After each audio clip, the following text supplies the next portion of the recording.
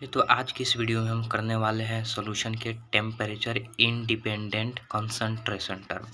जो पिछले वाले वीडियो में था, जितने भी कंसंट्रेशन टर्म थे टेम्परेचर डिपेंडेंट, वो सारे टर्म ख़त्म हो गए थे हमारे। और इस वीडियो में हम लोग करेंगे टेम्परेचर इंडिपेंडेंट, अर्थात जो ताप से प्रभावित नहीं होते हैं साधारण पद, वैसे पद को हम लोग इसमें करने वाले हैं। जैसे W/W प्रतिशत, mole fraction, molality, ppm, W/W और एन फैक्टर कैसे निकाला जाता है, ये सब चीज़ को भी हम लोग पढ़ लिए थे। अब यहाँ पे हम लोग पढ़ेंगे विलियन के जो टेम्परेचर इंडिपेंडेंट कंसंट्रेशन टर्म होते हैं। तो चलिए वीडियो को शुरू करते हैं। शुरू करने से पहले आप हमारे चैनल को अभी तक सब्सक्राइब नहीं किए हैं तो सब्सक्राइब कर लीजिए और लाइक कीजिए, शेयर कीजिए। तो चलिए वीडियो को शुरू करते हैं। तो सबसे पहले यहाँ पर जो हमारा है वो है द्रव्यमान प्रतिशत। द्रव्यमान प्रतिशत है, तो हम लोग जान रहे हैं जो द्रव्यमान प्रतिशत है W/W, और नीचे भी हो जाएगा हमारा W। तो यहाँ जो भी चीज़ हम लोग कंसंट्रेशन टर्म निकालते हैं, ऊपर वाला जो भी होता है हमारा वी लेयर के लिए होता है, ऊपर वाला जो भी होता है वी लेयर के लिए होता है, और नीचे वाला जो भी होता है वो विलियन को दर्शाता है, वो हमारा विलियन को दर्शाता है। तो ऊपर वाला वी लेयर को दर्शाता है और नीचे वाला विलियन को दर्शाता है। और डब्लू किस चीज़ को दर्शाता है? डब्लू दर्शाता है भार को, द्रव्यमान को। तो यहाँ पे ऊपर जो हो जाएगा वी लेयर का भार हो जाएगा और बट्टा विलियन का भार हो जाएगा। तो वी लेयर का भार बट्टा विलियन के भार को हम लोग क्या कहते हैं? द्रव्यमान प्रतिशत कहते हैं। जैसे यहाँ पर देख लीजिए, वी लेयर का भार ग्राम में होना चाहिए, बट्टा विलियन का भार द्रव्यमान में होना चाहिए, और यहाँ पर जो हमारा परसेंटेज है, परसेंटेज के लिए यहाँ पे हम लोग 100 से गुना करा देंगे। तो परसेंटेज के लिए 100 से गुना करा दिए, तो ये हमारा हो गया द्रव्यमान प्रतिशत। तो द्रव्यमान प्रतिशत निकालने के लिए वी लेयर का भार बट्टा विलियन का भार ग्राम में गुने 100 करते हैं। तो यहाँ पे ये हमारा द्रव्यमान प्रतिशत टर्म खत्म हो गया। अब आगे की ओर चलते हैं नेक्स्ट पे। तो नेक्स्ट जो है हमारा वो है मोल अंश। ये बहुत ही ज़्यादा इम्पोर्टेंट है। मोल अंश या मोल प्रभाज, मोल फ्रैक्शन, जिसको हम लोग एक्स से डिनोटेड करते हैं। जिसे हम लोग एक्स से डिनोटेड करते हैं। तो देखिए यहाँ पे ये क्या कहता है? मोल अंश। मोल अंश कहता है किसी विलियन में उपस्थित किसी अवयव का मूल अंश उसके मूलों की संख्या तथा सभी अवयवों के मूलों की संख्या के अनुपात होता है। अर्थात किसी अवयव का मूल, यहाँ पर देखिए किसी अवयव का मूल अंश उसके मूलों की संख्या, जिस अवयव का निकालेंगे उसके मूल की संख्या। यहाँ पे अवयव का मतलब होगा विलिया या विलायक, अर्थात हम लोग पीछे पढ़ चुके हैं अवयव, जिसको हम लोग घटक भी कहते हैं। जिस अवयव का मूल अंश निकालना है उसका मूल अंश होना चाहिए तथा सभी अवयव के कुल मूल अंश के अनुपात होता है। तो यहाँ पे इस चीज़ को समझने के लिए सबसे पहले हम लोग एक सॉल्यूशन लेते हैं। जैसे यहाँ पे हम लोग एक सॉल्यूशन लिए, इस सॉल्यूशन में अवयव हमारा सॉल्यूट है और सोलवेंट है, दोनों मिलकर के सॉल्यूशन बना रहा है। तो यहाँ पे जो सॉल्यूट है और सोलवेंट है, ये हमारा अवयव कहलाएगा। दो अवयव है। तो यहाँ पे जो सॉल्यूट है, सॉल्यूट के अवयव को हम मान लेते हैं ए। सॉल्यूट के अवयव को हम मान लिए ए, और सोलवेंट के अवयव को हम मान लेते हैं बी। अब यहाँ पे हम ये मान लेते हैं जो सॉल्यूट है, तो सॉल्यूट का जो मोल की संख्या है, सॉल्यूट की जो मोल की संख्या वह एन ए है। एन ए मान लेते हैं, नंबर ऑफ मोल्स ए है, जो ए सॉल्यूट को रिप्रेजेंट करेगा, और एन जो है वो मोल की संख्या को, अर्थात सॉल्यूट के मोल की संख्या एन ए मान लेते हैं। अब यहाँ पे जो सोलवेंट है, सोलवेंट की मोल की संख्या को हम लोग एन बी मान लिए, सोलवेंट की मोल की संख्या को एन बी मान लिए। अब यहाँ पर जो हमारा टोटल मोल होगा, एन ए और एन ए और एन बी, जो टोटल मोल होगा, ये टोटल मोल हमारा सॉल्यूशन को दर्शाएगा। तो यहाँ पे जो हमारा टोटल मोल निकलता है, यहाँ पे टोटल मोल निकल जाएगा। यहाँ पे एन ए जो हमारा मोल कहलाएगा, और यहाँ पे जो एन टोटल मोल जो हमारा यहाँ पे निकलेगा, यहाँ पे जो टोटल मोल निकलेगा वो Na प्लस एन बी के बराबर होगा। अर्थात इसमें जितने भी सारे टोटल मोल होंगे वह Na अर्थात सॉल्यूट और सोलवेंट के मोलों का योग होंगे। अब यहाँ पे जैसे हम लोग अब निकालते हैं किसी एक के लिए, जैसे यहाँ पर एक्स है तो एक्स किस चीज़ को दर्शाएगा, एक्स दर्शा रहा है मूल अंश को। तो हम यहाँ पे कह रहे हैं कि किसी भी अवयव का मूल अंश आप लोग निकाल सकते हैं, या तो सोल्यूट का भी निकाल सकते हैं और सोलवेंट का भी निकाल सकते हैं। तो हम लोग यहाँ पे सबसे पहले सोल्यूट का निकाल रहे हैं, एक्स ए जो है हमारा सोल्यूट को रिप्रेजेंट कर रहा है यहाँ पे एक्स ए। तो एक्स ए के लिए क्या है, यहाँ पे मूल अंश के लिए लिखा गया है, मूल अंश के लिए अवयव का मूल अंश उसके मूलों की संख्या तथा सभी अवयवों की मूलों की संख्या। तो एक्स ए, तो ए का जो मूलों की संख्या है वह कितना है हमारा Na है। तो एक्स के मूलों की संख्या Na, तो यहाँ पे हो गया एक्स ए के लिए हम लोग निकाल रहे हैं, एक्स ए के लिए सोल्यूट ए के लिए, तो यहाँ पे हो जाएगा Na अर्थात सोल्यूट का मूलों की संख्या बट्टा सभी अवयव के कुल मूलों की संख्या लेना चाहिए। तो टोटल अवयव का जो मूलों की संख्या है वो हमारा कितना है, Na प्लस एन बी है। तो नीचे क्या हो जाएगा हमारा Na प्लस एन बी हो जाएगा। तो यहाँ पे हमारा जो सोल्यूट है वी लिया है, वी लिया का मूल अंश निकल गया। तो इस वी लिया के मूल अंश को हम मान लेते हैं समीकरण 1। तो यहाँ पे इस वी लिया के मूल अंश को मान लिए समीकरण 1। अब यहाँ पे हम लोग वी लिया के लिए जो निकाले हैं, वी लिया के लिए निकला है एक्स ए बराबर एन ए बट्टा N A plus N B, इसको हम लोग समीकरण 1 मान लिए।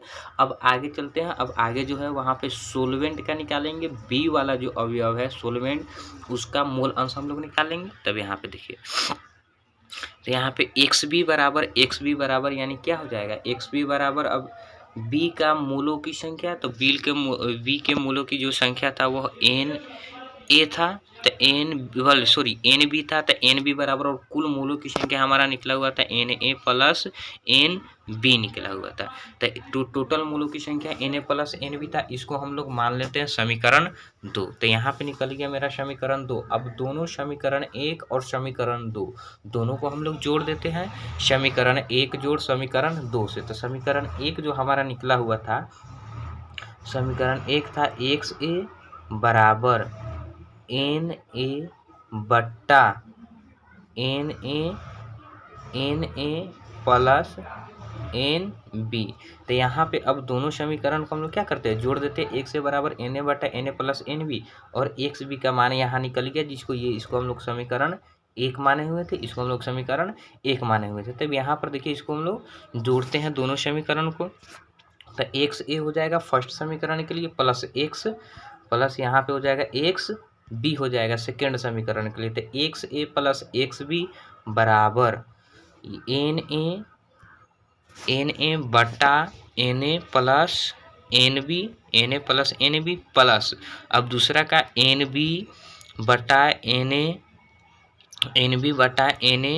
प्लस एन बी हो गया। तो ये हमारा समीकरण 1 और समीकरण 2 हो गया। जब इसको दोनों को हम लोग जब जोड़ेंगे, इस दोनों को जब हम लोग जोड़ेंगे तो दोनों N A plus N B, नीचे भी N A plus N B, तो दोनों कट के वैल्यू मेरा कितना आ जाएगा, 1 आ जाएगा। तो यहाँ पे फाइनली जो हमारा निकल रहा है x A plus X B बराबर 1 होता है। अर्थात वी लेया और वी लायक दोनों की जो मूल फ्रैक्शन होता है वह 1 के बराबर होता है। वी लेया प्लस वी लायक, वी लेया और वी लायक के मूलों का योग, मूलों की संख्या का योग कितना होगा, हमारा मूल अंश का योग जो होगा वो 1 होगा।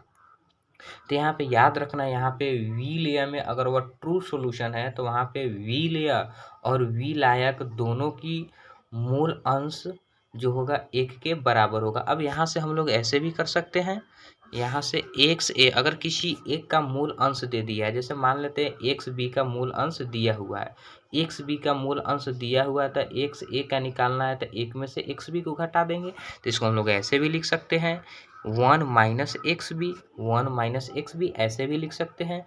सेकेंड में हम लोग ऐसे भी लिख सकते हैं x b equal to 1 minus x a, तो x b equal to 1 minus x a, ऐसे भी लिख सकते हैं।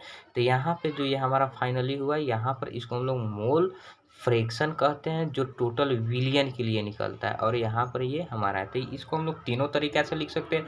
अगर किसी एक का मूल अंश पता है तो दूसरे का मूल अंश हम लोग निकाल सकते हैं। अगर विलय का मूल अंश पता है तो विलय का मूल अंश निकाल सकते हैं। अगर विलय का मूल अंश पता है तो विलय का मूल अंश हम लोग निकाल सकते हैं। तो इस तरीके से हमारा यहाँ पे जो मूल अंश था वह मूल अंश अब खत्म हो गया। अब चलते हैं नेक्स्ट मूललता की ओर। तो यहाँ पर जो हमारा यहाँ पर था जो पूरा टोटली ख़त्म हो गया मेरा कि हम लोग कैसे निकालेंगे मूल अंश। तो मूल अंश जो है विलय और विलायक दोनों के लिए हम लोग निकाल सकते हैं। अगर टोटल विलियन का मूल अंश निकालना है तो टोटल विलियन का जो मूल अंश होता है वह 1 होता है। टोटल विलियन का मूल अंश 1। तो चलिए अब नेक्स्ट जो है हमारा वो चलते हैं मूललता की ओर। मूललता की ओर अर्थात तो मूललता को समझने के लिए यहाँ पे एक चीज़ आप लोग को समझना पड़ेगा। जितने भी सारे हम लोग कंसंट्रेशन टर्म करते हैं वहाँ पे ऊपर जो था हमारा विलय रहता था, ऊपर जो था हमारा विलय रहता था, और नीचे की ओर हमारा विलियन रहता था।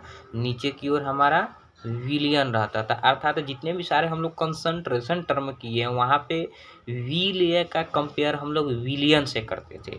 विलय का कंपेयर हम लोग विलियन से करते थे। लेकिन यहाँ पर मूललता ही एक ऐसा टर्म है जिसमें विलय का कंपेयर हम लोग विलायक से करेंगे। यहाँ पे विलय का कंपेयर हम लोग विलियन से न करके विलायक से करेंगे। तो यहाँ पे हम लोग इसका जो विलय का जो है कंपेयर करेंगे, हम लोग विलायक से कंपेयर करेंगे, विलायक से कंपेयर करेंगे। तो यहाँ आप लोग को ये जो टर्म है मूललता का जो टर्म है मोलालिटी, इसको आप लोग को याद रखना है कि यहाँ पर जो विलयक है विलय को हम लोग विलायक से कंपेयर करते हैं। बाकी जितने भी सारे टर्म है सभी को विलय को विलियन से कंपेयर करते हैं, और एक यही टर्म है मूललता जिसमें विलय को विलायक से कंपेयर करते हैं। तो चलिए यहाँ पे इस चीज़ को हम लोग देखते हैं। तो यहाँ पर देखिए, तो यहाँ पे जो होता है विलय, तो विलय का जो डिफिनेशन है किसी विलायक के 1 kg में, विलायक यहाँ पे देखिए किसी विलायक के 1 kg में विलय के उपस्थित मूलों की संख्या को मूललता कहते हैं। अर्थात विलायक के 1 kg में जितना विलय के जितना उपस्थित मूलों की संख्या होगा उसी को हम लोग मूललता कहते हैं। जैसे यहाँ पर देखिए m बराबर मूललता को हम लोग स्मॉल m से डिनोटेड करते हैं। तो m बराबर हमारा क्या हो जाएगा, m बराबर हो जाएगा विलय की मूलों की संख्या जिसको हम लोग n कहते हैं, विलय की मूलों की संख्या बटा विलायक का द्रव्यमान। विलायक का द्रव्यमान इन kg होना चाहिए, विलायक का द्रव्यमान इन kg। तो यहाँ पे हो गया, तो यहाँ पे मूललता जो हो गया विलय की मूलों की संख्या बटा विलय का द्रव्यमान W इन kg होना चाहिए। तो यहाँ पे आप लोग को यहाँ पे विलय की मूलों की संख्या n बराबर सूत्र होता है n बराबर W बटा m0, जहाँ W होता है विलय का भार या विलय का द्रव्यमान बटा m0 होता है विलय का आणविक द्रव्यमान, विलय का आणविक द्रव्यमान। तो ये n के वैल्यू को, ये n के वैल्यू के अगर यहाँ पे हम लोग पुट कर देते हैं तो इसका जो मूललता का जो फाइनल सूत्र है वो कैसे निकल के आएगा, W बटा m0 गुने W इन kg, जहाँ पे ये जो W है ये विलय का भार है और ये m0 है विलय का आणविक द्रव्यमान है। यहाँ पे m0 विलय का आणविक द्रव्यमान है और जो W है वह विलायक का द्रव्यमान है kg में। यह W जो है विलायक का द्रव्यमान है kg में। तब यहाँ पे ये जो kg है तो kg से हम लोग इसको ग्राम में भी लिख सकते हैं। तो अगर ग्राम में लिखना चाहते हैं तो ग्राम में लिख सकते हैं W गुने 1000 बटा m0 गुने W की W इन ग्राम। अगर ग्राम में करेंगे तो यहाँ पे हम लोग को 1000 से गुना कराना पड़ेगा। अगर kg में है तो 1000 से गुना नहीं कराएंगे। अगर विलायक का जो द्रव्यमान है, विलायक का द्रव्यमान अगर ग्राम में हो तो यहाँ पे 1000 से गुना कराएंगे। अगर ग्राम में नहीं है kg में तो 1000 से मल्टीप्लाई नहीं कराएंगे। तो यहाँ पे फाइनल हमारा जो मूललता है, मूललता खत्म हो गया। अब चलते इसका जो लास्ट जो टर्म है टेम्परेचर इंडिपेंडेंट कंसंट्रेशन टर्म का, वो है हमारा ppm। ppm W/W, ppm में बतलाया तो 3 गो होता है। तो यहाँ पे देखिए तो ppm में 3 गो होता है, एक होता है हमारा V/V, एक होता है W/V और एक होता है W/W। तो वो जो 2 गो ppm था वो टेम्परेचर डिपेंडेंट में आता है क्योंकि दोनों में वॉल्यूम रहता है, आयतन लगा हुआ रहता है, लेकिन इसमें आयतन नहीं है। तो यहाँ पर देखिए ppm में W/W, तो यहाँ पे जो W/W हम लोग शुरू से ही पढ़ते आ रहे हैं, W/W में क्या होता है, W/W, अर्थात जो W है वो कौन चीज़ के लिए दर्शाता है, ये भार को दर्शाता है, ये भार को दर्शाता है। और ये भी W कौन चीज़ को दर्शाएगा, भार को दर्शाएगा। और ऊपर वाला जो होता है V लेयर के लिए होता है, ऊपर वाला जो हमारा होता है ये V लेयर के लिए होता है। और नीचे वाला जो होता है हमारा विलियन के लिए होता है, नीचे वाला जो भी होता है वो विलियन के लिए होता है। सिर्फ मोलालिटी ही है जिसमें हम लोग V लायक से कंपेयर करते हैं विलियन को, लेकिन बाकी जितने भी सारे कंसंट्रेशन टर्म है सभी को विलियन से ही हम लोग कंपेयर करेंगे। और यहाँ पे पीपीएम है, पीपीएम का मतलब होता है पार्ट पर मिलियन, अर्थात 1 मिलियन में कितना विलियन मौजूद है। 1 मिलियन वी लायक में 1 मिलियन विलियन में कितना विलियन का भार मौजूद है, उसी को हम लोग बोलते हैं पीपीएम, उसी को हम लोग बोलते हैं पीपीएम। अर्थात W/W जो पढ़े हैं सेम वही चीज़ें, सिर्फ यहाँ पे पीपीएम के लिए तो यहाँ पे मिलियन हम लोग को लगा देना है। तो चलिए देखते हैं। तो यहाँ पे हो जाता है विलिय का द्रव्यमान, जो W है वो द्रव्यमान को दर्शाएगा। तो विलिय का द्रव्यमान ग्राम में होना चाहिए बट्टा विलियन का द्रव्यमान ग्राम में होना चाहिए बट्टा विलियन का द्रव्यमान ग्राम में होना चाहिए। तो ये हो गया W/W। और यहाँ पर जो हमारा पीपीएम है, पीपीएम के लिए यहाँ पे हम लोग 10⁻⁶ से मल्टीप्लाई कर देंगे। तो यहाँ पे हमारा कितना हो जाएगा, इंटू 10⁻⁶, जो 10⁻⁶ है ये हमको पीपीएम और पीपीएम के लिए यानी पार्ट पर मिलियन के लिए दर्शाता है। तो यहाँ पे मिलियन से हम लोग मल्टीप्लाई करा दिए। तो यहाँ पे फाइनली हमारा जो पीपीएम है वह खत्म हुई। और जितने भी हमारे कंसंट्रेशन टर्म थे, जितने भी टोटल कंसंट्रेशन टर्म अब खत्म हो गया, टेम्परेचर डिपेंडेंट भी खत्म हो गया और टेम्परेचर इंडिपेंडेंट भी।